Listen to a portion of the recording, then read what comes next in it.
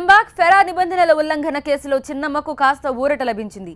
Video conference ద్వారా హాజరయ్యేందుకు అనుమతి లభించింది. చెన్నై ఎగ్మోర్లోని ఆర్థిక నేరాల ప్రత్యేక న్యాయస్థానం వీడియో కాన్ఫరెన్స్ తో హాజరయ్యేందుకు శశికళకు అనుమతిచ్చింది. శశికళ ప్రస్తుతం బెంగళూరు పరప్పన అగ్రహార జైల్లో ఉన్నారు. ఆదాయానికి మించి ఆస్తుల కేసులో ఆమె జైలు శిక్ష అనుభవిస్తున్నారు. మరోవైపు ఫెరా కోర్టుకు ఆమె ఇవాళ హాజరు కావాల్సింది. వీడియో కాన్ఫరెన్స్ ద్వారా విచారణకు హాజరవుతానని శశికళ చెప్పడంతో న్యాయస్థానం అందుకు అంగీకరించింది. ఫెరా కేసులో విచారణకు హాజరయ్యేందుకు పరప్పన అగ్రహార జైల్లో ఏర్పాటు చేయాలని ఆదేశాలు జారీ అయ్యాయి. వీడియో కాన్ఫరెన్స్ కు ఏర్పాటు చేయాలని, ఈ విషయంపై శశికళకు అవగాహన కల్పించాలని సూచించారు. ఏ భాషలో విచారించాలో ముందే చెప్పాలని శశికళను జడ్జి ఆదేశించారు.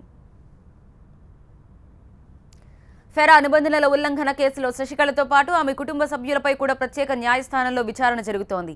భారీ ఎత్తున డబ్బును విదేశాలకు తరలించినట్టు అభియోగాలు నమోదయ్యాయి. ఈ కేసులో గత వారం శశికళ మేనల్లుడు దినకరన్ కూడా కోర్టుకు హాజరయ్యారు.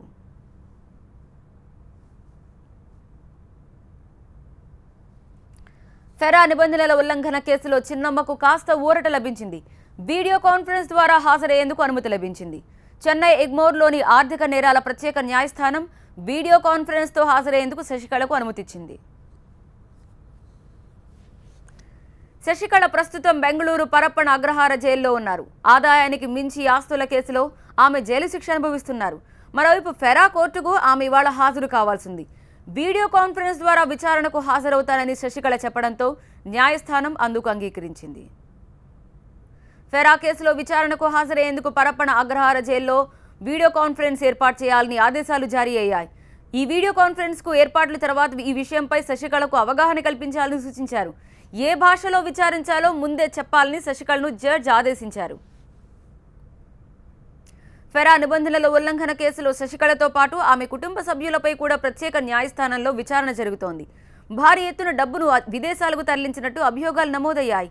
ఈ కేసులో గత వారం శశికళ మేనల్లుడు దినకరన్ కూడా కోర్టుకు హాజరయ్యారు.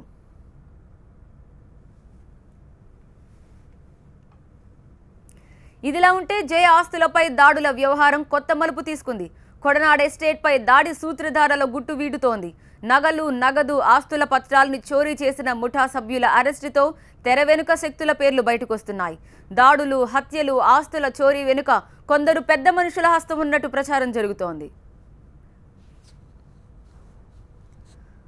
కొడనాడ్ ఎస్టేట్ మీద గత నెల 23న దాడి జరిగింది. ఈ దాడిలో ఎస్టేట్ వాచ్మెన్ ప్రాణాలు కోల్పోయాడు. అంతేకాదు, జయ, శశికళ గదుల్లో భారీ ఎత్తున డబ్బు, నగలు బయటపడ్డాయన్న ప్రచారం జోరుగా సాగుతోంది. ఆస్తులకు చెందిన పత్రాలతో పాటు జయ వీలునామా కూడా అందులో ఉన్నట్టు తెలుస్తోంది. అయితే చోరీ తర్వాత ఈ ఖజానా అంతా ఎక్కడికి వెళ్లిందనే కోణంలో పోలీసులు విచారణ జరుపుతున్నారు. కొడనాడ్ ఎస్టేట్ మీద దాడి కేసులో ఇప్పటికే 10 మందిని అరెస్ట్ చేశారు పోలీసులు. కొడనాడ్ ఎస్టేట్ పై దాడి అనంతరం నగలు, ఆస్తులతో పరారైన దొంగలు వాటన్నిటినీ జయ మాజీ డ్రైవర్ కనకరాజ్ కు ఇచ్చినట్లు పోలీసులు తెలిపారు.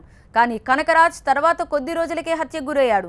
మరి ఇప్పుడు కొడనాడ్ నుంచి ఎత్తికెళ్లిన సంపద ఎక్కడుందనే ప్రశ్నకు సమాధానం కోసం పోలీసులు అన్వేషిస్తున్నారు.